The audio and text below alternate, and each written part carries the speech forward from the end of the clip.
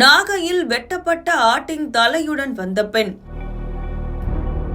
அதிர்ந்த காவல் நிலையம்.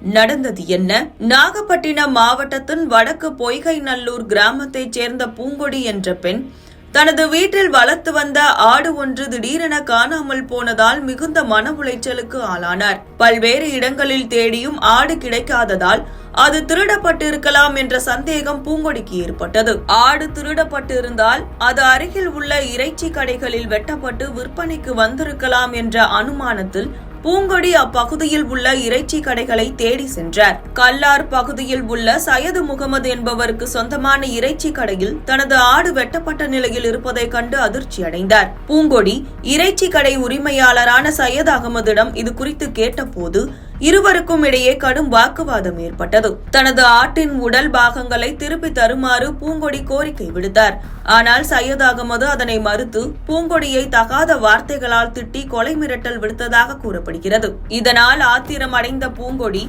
வெட்டப்பட்ட ஆட்டின் தலையை எடுத்துக்கொண்டு நேராக நாகை நகர காவல் நிலையத்திற்கு சென்றார். கையில் ஆட்டின் தலையுடன் பெண் ஒருவர் வந்ததை கண்ட காவல் நிலைய அதிகாரிகள் அதிர்ச்சி அடைந்தனர். பூங்கொடி நடந்த சம்பவங்கள் குறித்து காவல் நிலையத்தில் புகார் அளித்தார். பூங்கொடியின் புகாரின் அடிப்படையில் நாகை நகர காவல் உதவி ஆய்வாளர் விவேக் ரவிராஜ் வழக்கு பதிவு செய்து இறைச்சி கடை உரிமையாளர் சையத் அகமதுவை கைது செய்தார். மேலும் இந்த சம்பவம் நாகை பகுதியில் பெரும் பரபரப்பை ஏற்படுத்தியது.